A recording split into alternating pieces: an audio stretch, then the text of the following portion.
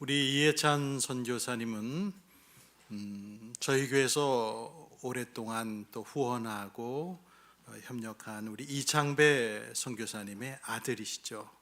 그래서 두 아들 중에 첫째로 이렇게 아버지를 이어서 또 선교지에서 선교를 시작했고 저희 교회에서 2022년에 파송하여 오늘에 이르렀습니다. 아시는 것처럼 현재 우크라이나는 러시아와 전쟁 중입니다. 그래서 이렇게 한국에 나올 때에도 예전처럼 우크라이나에 취향한 국적기라든가 일반 항공사를 이용할 수 없어서 인접국인 폴란드로 먼저 이동하고 국경을 통과해서 폴란드로 간 후에 그곳에서 비행기를 타고 한국을 올 수밖에 없습니다. 그래서 전쟁 중에 있는 나라의 그 모든 형편이 정말 실감되는 게 이런 그 여행을 통해 확인할 수 있는데요. 이제 며칠 후에는 또 이창배 선교사님, 부모님 선교사님도 오실 겁니다. 우리 이창배 선교사님의 두 아들, 첫째는 이렇게 선교사로 또 목사 선교사로 헌신하고, 둘째 예찬 형제는 최근에 또 우크라이나의 의과대학을 마치고 치과 의사로 이제 자격증을 땄기 때문에 의료 선교, 그리고 그 샬롬 교회 안에서도 진료소를 마련해서 또 치과 치료를 통해서 선교하는 쪽으로도 지금 앞으로 사역을 할 것입니다. 작년에도 우리 교우들이 그 선교지를 위해서 힘껏 도와주셔서 감사를 드리는데요. 앞으로도 많은 기도를 부탁하고, 오늘 나오셔서 영상과 함께 또 설명을 좀 그동안 지내신 거 해주시고 말씀을 통해 우리에게 은혜를 전해주시겠습니다. 우리 나오실 때 우리 환영하는 의미로, 선교사님을 격려하는 의미로 큰 박수로 맞아주셨으면 좋겠습니다.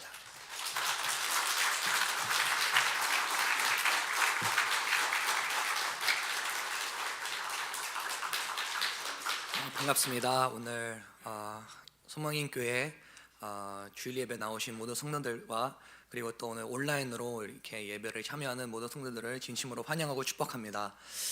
말씀을 듣기 전에 우리 먼저 선교 보고 영상을 보시고 이제 말씀을 듣도록 하겠습니다.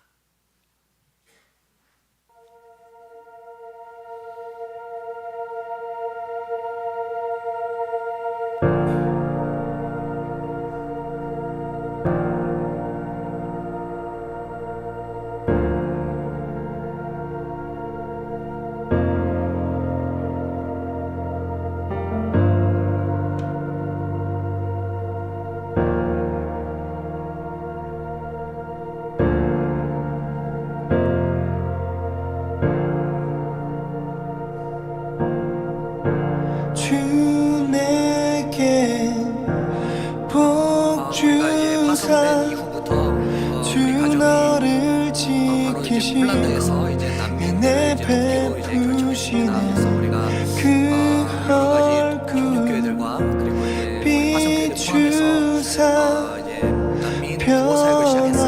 그래서 이렇게 보이는 것처럼 난민처가 되게 많죠. 그래서 이제 많은 난민들을 이렇게 패키지를 이렇게 만들어서 섬기고 있는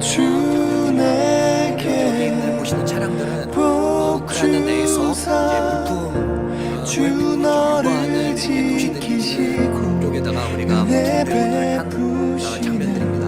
그 얼굴 비추사 평안 주네. 이거는 이제 현재에서 리버브 도시에서 이 물품 패키지를 받은 예배로 이렇게 전도회를 이렇게 한국 교회들이, 현지인 교회들이 이렇게 진행해 왔습니다.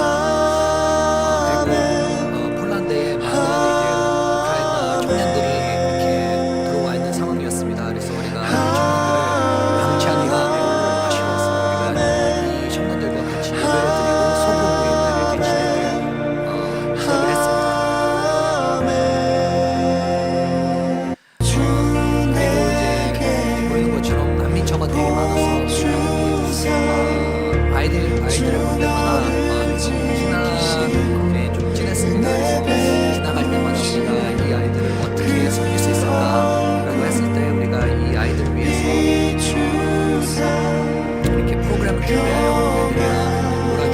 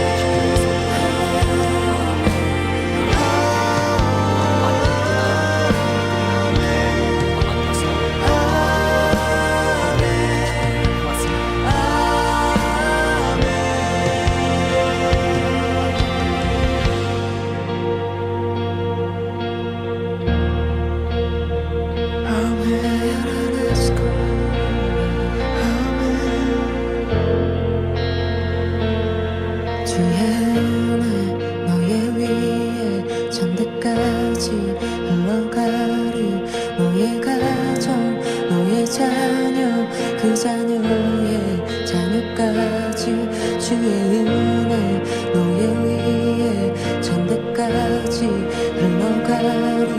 너의 가정 너의 자녀 그 자녀의 자녀까지 주의 은혜 너의 위에 천대까지 흘러가리. 너의 가정 너의 자녀 그 자녀의 자녀까지 주의 임재 앞서가며 지키시고 동행하리. 둘러싸고 채우시며 주가 너와 함께하리. 아침에도 저녁에도 너의 모든 주님에도 슬플 때도 기쁠 때도 주님 너를 위하시네 위하시네 위하시네 위하시네 위하시네 위하시네 위하시네 위하시네 위하시네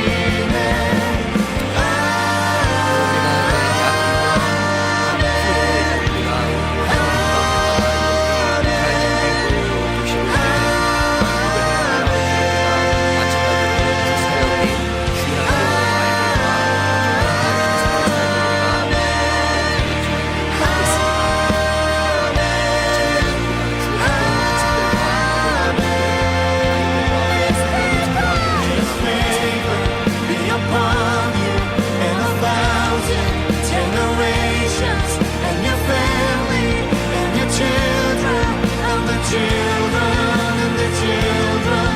May His presence go before you and behind you and beside you, all around you and within you.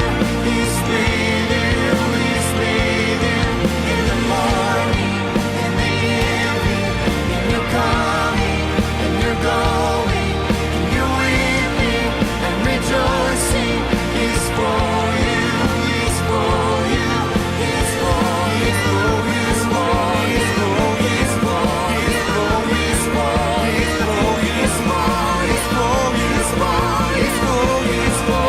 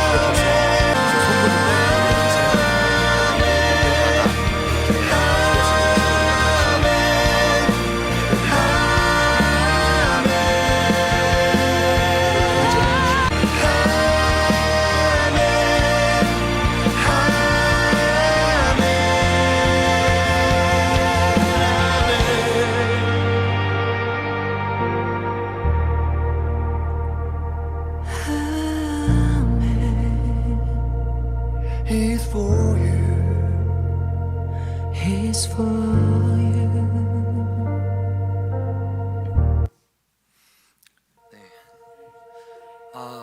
여러분들에게 말씀한 것처럼 우리 가정은 이제 주사역이 주일학교와 그리고 우리 청소년 그리고 우리 청년 사역으로 이렇게 세 가지 보료로 우리가 지금 이제 타깃을 삼아 지금 이제 약 3년 동안 우리가 이렇게 섬겨 왔습니다. 여러분들이 보내주신 그 헌금으로 지금 주 사역이 원래는 이제 알코올 이제 마약 중독자 그리고 이제 그런 사역이 주 사역이었는데 이제는 우리가 이제 사역을 바꾸는 방향으로 가고 있습니다. 그래서 주일학교에 그리고 청년들의 좀 필요한 시설에 그리고 필요한 이제 뭐 좀 우리가 좀 개설할 수 있는 부분에 그거에 우리가 많은 것을 지금 이제 투자하고 있는 중입니다. 그래서 우리가 이제 말씀을 우리 청년들을 그리고 또 주일학교를 우리가 1년 동안 이제 우크라이나에서 있으면서 많이 키우고 있는 이제 단계입니다. 예를 들어서 청년들은 우리가 매일매일 큐티 묵상지랑 그리고 이제 말씀 통독하는 운동을 끊임없이 지금까지 해왔습니다. 왜냐하면 그게 우리 청년들에게 먼저 이게 베이스가 돼야 그러면은 이웃에 뭐 이제 교회에서 이제 장가 가서 다른 교회를 섬기더라도 그래도 이제 기본이 됐기 때문에 말씀과 그리고 이제 예배 드리는 것에 집중하고 이렇게 지금 섬기고 있습니다. 주일학교 같은 경우에는 우리가 처음에 왔을 때는 매우 열악했어요.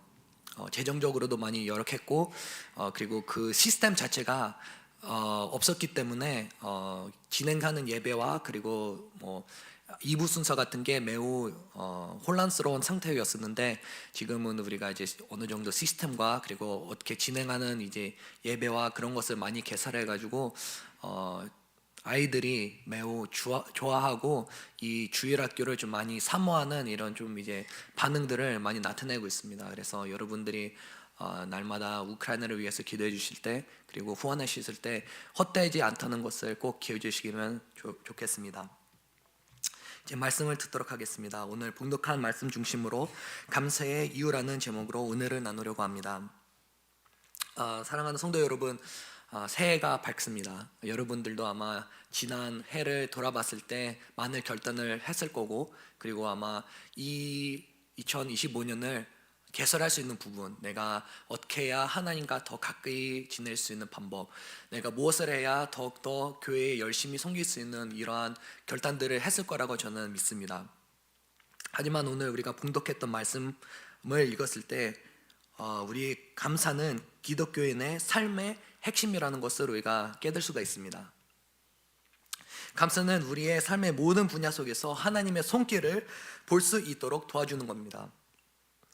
사랑하는 성도 여러분, 우리 지난 2024년을 바라봤을 때 우리 삶에서도 부정적인 일도 있었지만 그 반대 하나님의 인도하심과 하나님의 선하심, 하나님의 공급하심, 여러 가지의 감사할 이유들이 있다고 생각합니다. 국어사전에 따르면은 감사는 받는 선양에 대한 고마움을 느끼고 그 가치를 인정하는 도덕적인 감정이다라고 우리에게 알려줍니다. 저는 개인적으로 2024년을 돌아봤을 때 너무나 감사한 일이 많았고 그리고 감사한 사람들이 많았다고 저는 다시 한번 점검을 했습니다. 예를 들어 우리 우선 하나님에게 감사를 한다고 저는 알려주고 싶습니다.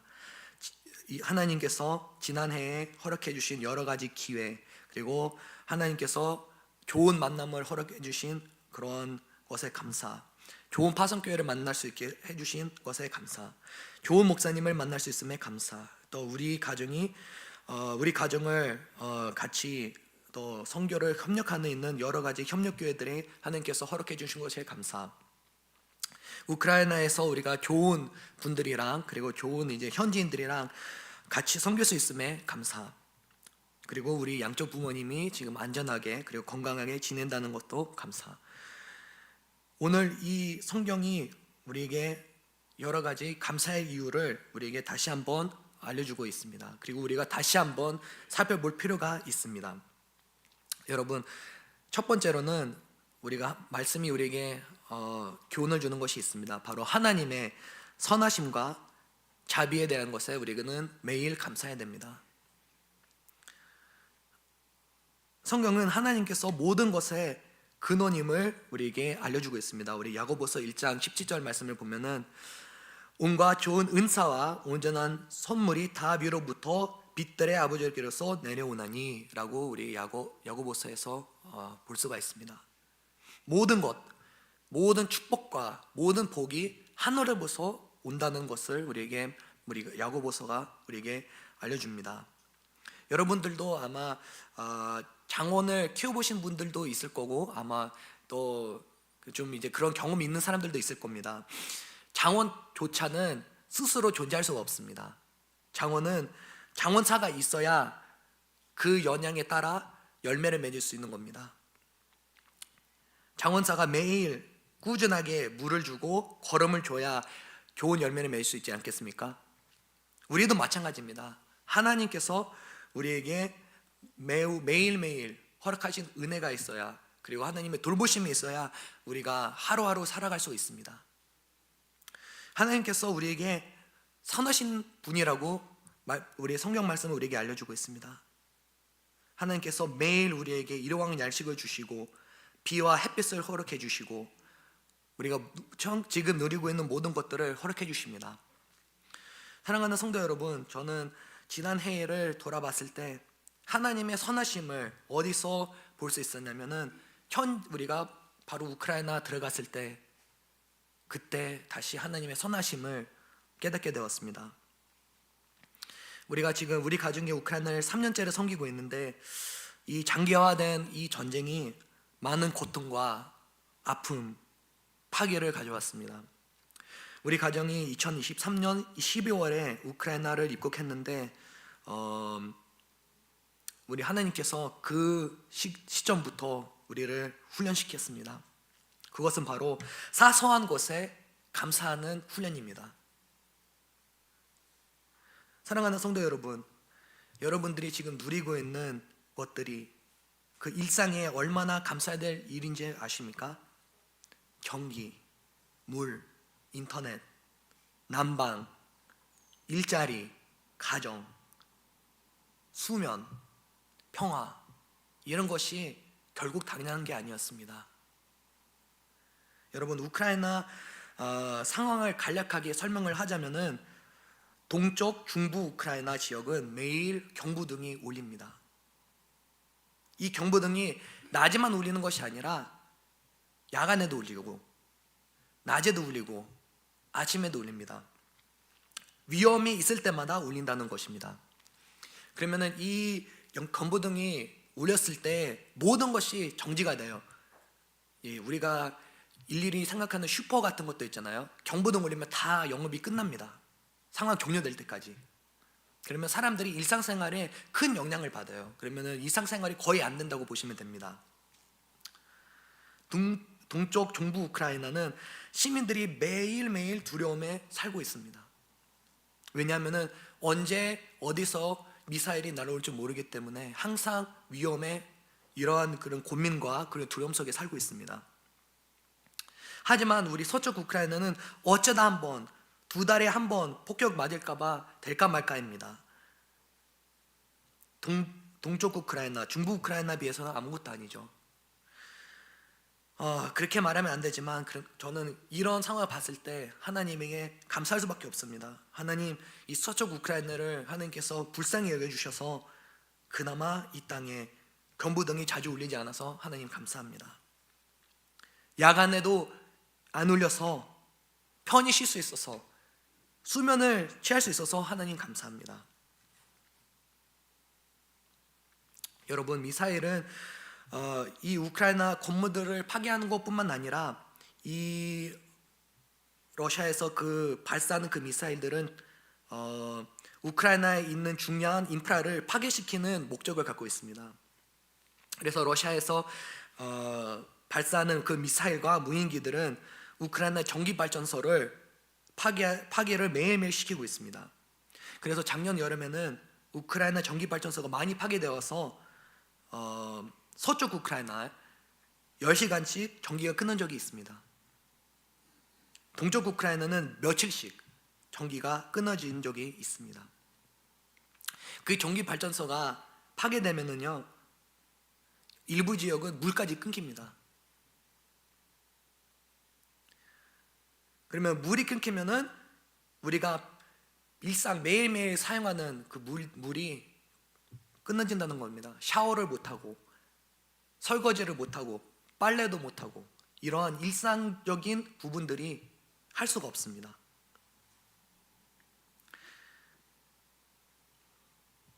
그리고 모두가 지금은 상상할 수 없지만 인터넷 그 자체도 아예 차단이 돼버립니다. 작동이 안 되거나 되게 느립니다. 그러면 지금 우크라이나에서는 이 인터넷이 있어야 상황 파악이 됩니다. 이 미사일이 어떤 지역으로 가고 있는지, 동선이 어떻게 되고 있는지 인터넷이 있어야 되는데 인터넷이 끊겨버리니까 사람들이 혼란에 빠집니다. 뭘 할 줄 모릅니다. 이 모든 상황 속에서 무엇을 우리가 감사해야 되냐? 제가 하나님한테 물어봤습니다. 우리는 서쪽 우크라이나에 10시간씩 전기가 끊어져도 그날에 전기가 복구된다는 것에 감사. 물이 끊기지 않아서 감사. 샤워를 할 수 있는 것에 감사. 설거지 할 수 있는 것에 감사. 빨리 할 수 있는 것에 감사. 인터넷도 시간에 맞춰서 하나님께서 또 그 전문가들 통해서 복구시켜 주는 것에 감사. 사랑하는 성도 여러분, 아직까지도 하나님께 감사할 이유를 모르십니까? 이러한 사소한 일에 감사하십시오. 우리가 일자리가 있다는 것에도 감사하십시오. 여러분, 이 우크라이나 상황을 봤을 때 되게 안타깝습니다. 왜냐하면 지금 우크라이나 모든 남성들이 군대로 억지로 끌려가고 있습니다. 그래서 이 가정을 먹고 살리는 것에 되게 큰 위험과 그리고 되게 위기에 있습니다. 그러면은 이 남성들이 이제 밖에 가서 일을 못 하기 때문에 그러면 대신 누가 일합니까? 여성들이 일을 해요. 근데 여성들도 일을 할 때 제한이 있잖아요. 그런 것에 감사. 오늘 우리는 대한민국에서 일할 수 있는 것에 감사. 오늘 하나님께서 대한민국을 보호해 주심에 감사. 오늘 대한민국의 미사일과 무인기가 우리를 위험하지 않아서 감사. 이 모든 것들이 하나님의 자비와 선하심을 증거하고 있습니다. 하지만 우리는 이 하나님의 선하심을 경험했음에도 불구하고 감사를 못하는 순간들이 너무 많지 않습니까? 우리가 로마서 1장 21절을 봤을 때 사도 바울이 서신에 이렇게 씁니다. 하나님을 알되 하나님으로부터 영화롭게 아니하며 감사하지도 아니하고 오히려 그 생각이 허망하여지며 미련한 마음이 어두워졌느니. 사도 바울이 이러한 사람들의 특징을 우리에게 알려주고 있습니다. 이러한 사람들은 하나님의 선하심을 부정하는 사람들입니다. 이러한 사람들은 영적으로 명확성이 떨어지고 하나님으로부터 멀리된 사람들입니다.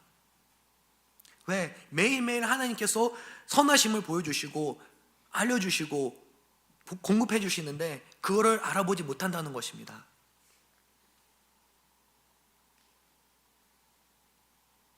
사랑하는 성도 여러분, 다시 한번 점검을 해보세요.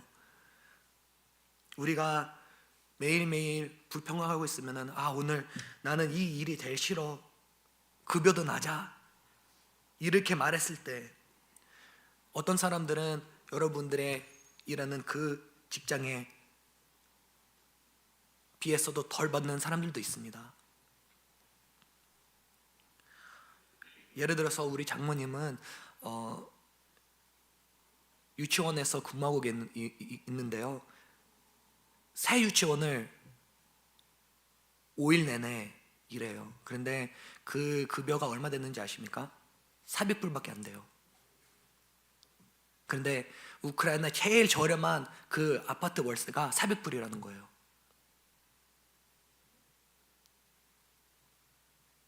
그러면은 이 400불 갖고 생활이 됩니까? 안 되죠.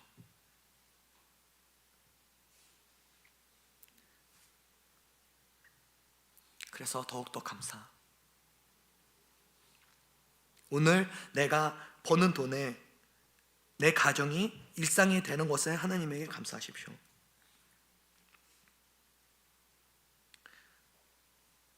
오늘 우리 대한민국이 폭격을 안 당해서 감사하십시오. 저도 이런 폭격에 당했을 때 이제 중간에 수면이 끊기면은 되게 짜증을 많이 내는 좀 의향이 있습니다. 그래서 낼 때마다 되게 짜증 내는 그런 이제 장면들이 있었는데 하나님께서 제가 그럴 때마다 책망을 하시더라고요. 야, 너는 그나마 자잖아. 어쩌다 한번 미사일이 날아오는 것 같고 너는 불평하고 원망을 하니 동족 우크라이나 생각해봐라. 거기는 3년 내내 잠을 잘 수도 없는 상황이고 침대에서 자는 것에 사람들이 이미 포기했다. 지금 일부 우크라이나인들은 실제로 참호에서 지내거나 지하실에서 생활하고 있는 사람들이 되게 많습니다. 그래서 이런 하나님의 음성이 들려올 때 회개할 수밖에 없다고 저는 이렇게 느낍니다.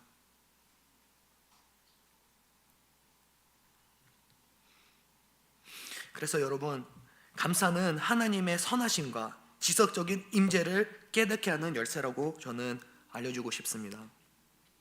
두 번째입니다. 구원의 선물에 대한 감사.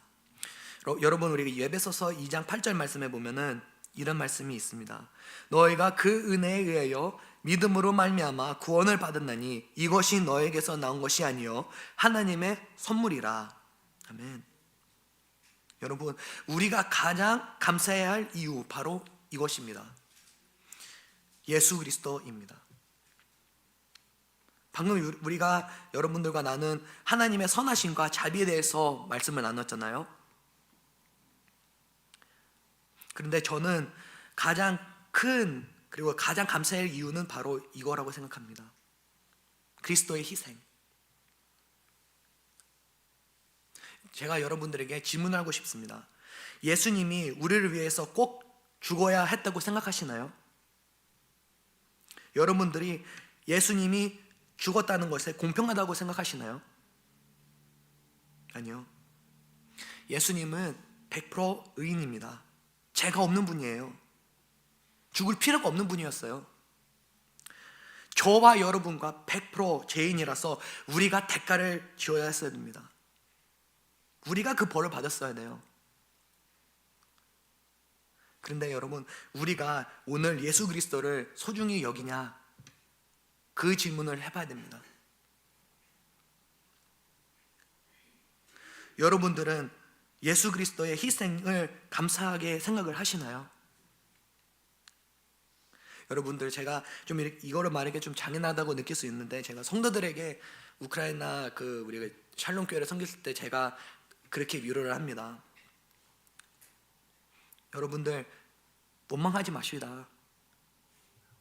일이 잘 안 풀려서, 오늘 미사일 때문에 좀 두려워서 그것 때문에 우리 하나님을 원망하지 마시다. 우리가 만일 오늘 죽더라도 우리는 소망이 있습니다. 그것은 바로 예수 그리스도입니다. 그의 완전한 희생으로 말미암아 오늘 모두 우리가 생명을 잊을지라도 지옥에 가는 것이 아니라 천국에 간다는 것입니다. 그거보다 더 기쁜 소식이 뭐가 있습니까? 지금 여러분들이 즐기고 있는 이 일시적인 세상의 즐거움보다 우리가 더 좋은 곳으로 가는 겁니다. 우리가 갈 곳은 하나님의 영광이 영원히 존재하는 곳입니다. 눈물과 병도 슬픔도 없는 곳입니다. 그곳은 더 이상 우리가 매일매일 고민하고 매일매일 싸우고 있는 문제들과 시험들과 그게 존재하지 않습니다. 오직 기쁨, 하나님의 평강 있는 곳입니다. 여러분, 이 이유만 해도 우리는 되게 감사해야 됩니다. 세 번째입니다. 어려움 속에서 감사. 로마서 8장 28절을 보면은 사도 바울이 로마서에 이런 말씀을 남깁니다. 우리가 알거니와 하나님을 사랑하는 자 곧 그 뜻대로 부르심을 입을 자들에게 모든 것이 협력하여 선을 이루느니라. 아멘. 사랑하는 성도 여러분, 여러분들은 이 고난과 어려움에 대해서 어떻게 생각하십니까? 고난과 어려움이 여러분들에게 부담이 되나요? 아니면은 이 고난과 어려움이 여러분들 삶에서 하나님을 나타내는 기회인가요? 하나님께서 내 삶에서 역사할 수 있는 기회인가요? 히브리서 12장 11절 말씀을 봤을 때 히브리서 작가가 이렇게 말합니다. 무릇 징계와 당시에 즐거워 보이지 않았고 슬퍼 보이나 후에 그로 말미암아 열단한 자에게 의인의 평강한 열매를 맺나니.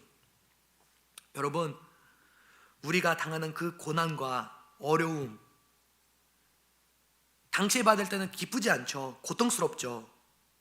하지만 그 고난과 시험의 목적이 있다는 것을 깨달았으면 합니다. 여러분, 이 어려움 속에서 하나님께서는 여러분을 새롭게 하기를 원하십니다. 하나님께서 그 상황 속에서 여러분들이 하나님을 다시 한번 체험하기를 원하십니다. 우리가 출애굽기를 살펴보면은 이스라엘 백성들은 하나님께서 그들을 구원을 해주신 것을 우리가 볼 수 있습니다.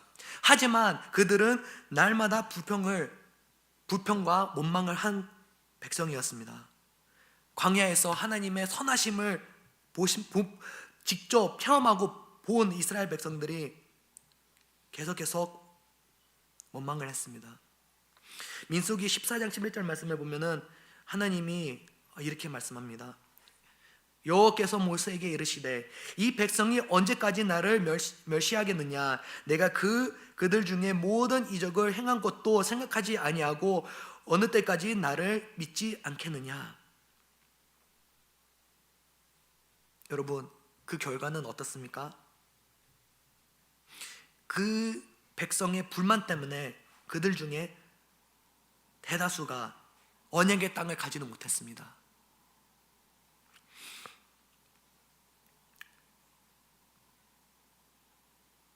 그 결과는 우리가 불만할 때, 불평할 때 하나님께서 진노를 가져올 수밖에 없습니다. 우리 출애굽기 32장 10절과 12절 말씀을 봤을 때 이런 내용을 볼 수 있습니다. 그런즉 나대로 하게 하라. 내가 그들에게 진노하여 그들의 진멸하고 너를 큰 나라가 되게 하리라. 모세가 그 하나님 여호와께 구하여 가로되 여호와여 어찌하여 그 큰 권능과 강한 손으로 애굽 땅에서 인도하여 내신 주의 백성에게 진노하시나이까? 어찌하여 애굽 사람으로 이르기를 여호와가 화를 내려 그 백성을 산에서 죽이고 진면에서 진멸하고 인도하여 내었다가 하게 하려 하시나이까? 주의 멸령한 노를 그치시고 뜻을 돌이키사 주의 백성의 그 화를 내리지 마옵소서. 여러분, 불만은 하나님으로부터 멀어지게 하고 사람의 마음을 타락하게 만듭니다. 불만은 하나님의 그 축복과 자비를 막게 합니다. 여러분, 우리가 당하는 그 고난 다르게 받아들여 주세요. 하나님께서 나를 새롭게 하시려고 하는구나. 나를 가르치려고 하시는구나. 내 삶에서 이 어려움 속에서 역사하시기를 원하시는구나. 그리고 우리가 읽었던 데살로니가전서 5장 18절에 사도 바울이 이렇게 우리에게 말씀하죠. 모든 일에 감사하라. 이는 그리스도 예수 안에서 너희를 향한 하나님의 뜻이라. 여러분, 사도 바울이 우리에게 알려주고 있는 교훈이 하나 있습니다. 감사는 하나님의 뜻이라는 겁니다. 감사를 해야 되는 이유가 이거예요. 하나님의 뜻을 이루는 것입니다. 마지막입니다. 우리의 감사는 한 번으로 끝나는 것이 아니라, 대박 칠 때 감사하는 것이 아니라 일상에 매일 이루어져야 됩니다. 방금 읽었던 말씀입니다. 데살로니가전서 5장 18절 말씀. 모든 일에 감사하라. 이는 그리스도 예수 안에서 너희를 향하신 하나님의 뜻이니라. 아멘. 사랑하는 성도 여러분, 우리가 감사를 딱 한 번만 하면 됩니까? 여러분들이 사업에 대박 쳤을 때, 좋은 일이 생겼을 때 그때만 감사해야 됩니까? 여러분, 우리가 욥을 봤을 때 욥은 좋을 때만 하나님의 감사한 게 아니에요. 욥기 2장 10절 말씀 우리가 같이 한번 보겠습니다. 그가 이르되 그대의 말이 어리석은 여자 중 하나의 말 같도다. 우리가 하나님께 복을 받았은즉 재앙도 받지 아니하겠느냐 하고 그 이 모든 일에 욥은 입술로 범죄하지 아니하니라. 아멘. 여러분, 욥이 우리에게 좋은 모델을 보여주고 있습니다. 욥은 좋을 때만 하나님에 감사한 게 아닙니다. 이 어려운 환경 속에서 모든 것을 잃었을 때 하나님에게 감사했던 욥이입니다. 축복도 받을 때 감사해야 되고 재앙도 받았을 때도 감사해야 됩니다. 불평과 불만은 우리와 하나님의 사이를 관계를 파괴시킵니다.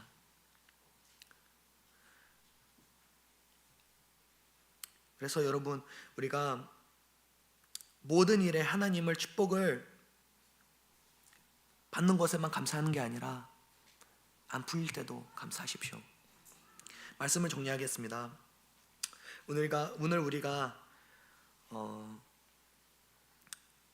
수많은 감사의 이유가 있습니다. 우리가 지금 누리고 있는 것들, 일상에 지금 우리가 누리고 있는 모든 것들은 당연한 게 아닙니다, 여러분. 하나님께서 선하시기 때문에, 하나님께서 그의 손으로 우리 대한민국을 지켜주시기 때문에 우리는 감사해야 됩니다. 여러분, 하나님께서 제일 크신 선물이 뭡니까? 구원입니다. 여러분들은 그 구원에 대해서 감사하게 생각하십니까? 저는 날마다 우리가 성찬식을 진행할 때 감격을 받습니다. 하나님께서 나 같은 죄인을 위해서 죽었다는 게 믿겨지지가 않아요. 내가 뭘 잘났다고, 내가 뭘 잘했다고. 그런데 그럼에도 불구하고 그는 우리를 위해서 우리를 선택하셨잖아요. 그래서 우리가 더욱더 그것에 대해서 감사해야 된다는 것을 다시 한번 생각해 주시길 바랍니다. 여러분들, 그리고 우리가 좋을 때만 감사하는 것이 아니라 그 어려운 환경 속에, 시험에 그리고 고난에 있을 때 감사하십시오. 하나님께서 분명히 이 어려움 통해서 여러분들을 가르치려고 하시고 새롭게 하시려고 하시고 여러분들 이 어려운 상황 속에서 하나님을 다시 체험하기를 원하십니다. 그리고 마지막으로 여러분들의 일상 속에서 감사가 끊기지 않기를 여러분들을 축복합니다. 우리 같이 기도하겠습니다. 하나님 아버지, 은혜를 감사합니다. 오늘도 우리를 예배의 자리로 불러주심에 참으로 감사합니다. 하나님, 우리가 지금 누리고 있는 모든 것들이 결국 하나님으로부터 오고 있다는 것을 우리가 알 수가 있습니다. 하나님, 우리가 일상에 살아가면서 하나님, 우리가 항상 감사함으로 살아가게 해주시옵소서. 하나님, 우리가 주는 제일 큰 축복이 바로 하나님의 그 구원이 제일 큰 축복입니다. 하나님, 우리가 그 구원을 더욱더 감사히 여기고 예수 그리스도의 그 희생이 얼마나 큰지를 다시 한번 생각하면서 날마다 그 주님 희생을 감사하게 생각할 수 있는 모두가 되게 하여 주시옵소서. 하나님, 그리고 우리가 이 어려움 속에서도 주님, 하나님을 불평하는 것이 아니라, 하나님을 원망하는 것이 아니라, 하나님이 내 삶에서 역사하시기를 바라는구나, 내 삶에서 더욱더 하나님을 체험할 수 있는 좋은 계기구나, 그런 방식으로 하나님 접근하게 해주시고 더욱더 그런 환경 속에서 하나님을 감사하게 해주시옵소서. 하나님, 그리고 우리가 하나님, 이 감사가 한 번에 끝나는 것이 아니라 매일매일 하나님 그 감사가 끊기지 않게 해주시옵소서. 하나님, 이 시간 우리 모두가 감사하기를 결단합니다. 하나님, 우리가 이 하나님 감사를 했을 때마다 날마다 하나님의 일하심과 선하심을 날마다 깨닫게 해 주시옵소서. 감사합니다. 우리 예수 그리스도의 이름으로 기도드렸습니다. 아멘. 감사합니다. 큰 은혜 받으신 줄 믿습니다. 우리 이해찬 선교사님 아버님, 이창배 선교사님이 어려서부터 가정에서 한국말을 잊지 않도록 늘 자녀들을 교육하시고 또 아버지와 함께 초기에는 러시아 선교를 했기 때문에 러시아어에 능통하고 이후에 우크라이나로 이주해서 추방되어서는 우크라이나로 와서는 또 우크라이나의 정규 교육을 받고 대학교를 다니며 영어를 전공해서 한국어, 영어, 러시아어, 우크라이나어 모두를 다 자유롭게 잘 사용할 수 있는 것도 감사한 일인 것 같습니다.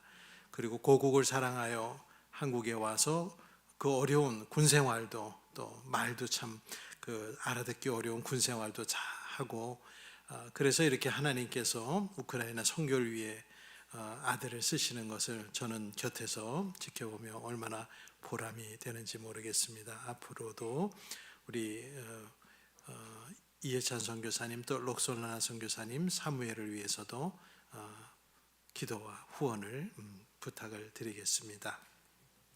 선교사님은 앞으로 한 2달 반 정도 한국에 머무르시고 또 곧이어 아버님이 또 동생 결혼한 내외와 들어와서 또 이 설 명절을 또 한국에서 특별히 보낼 수 있을 것 같습니다.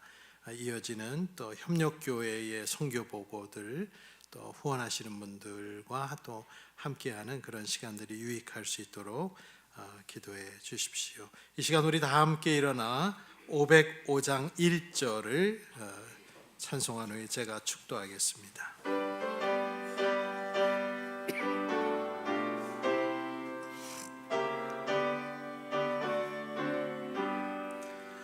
온 세상 위하여 나 복음 전하리 만 백성 모두 나와서 주 말씀 들으라 죄 중에 빠져서 애매는 자들아 주님의 음성 듣고서 너 구원받으라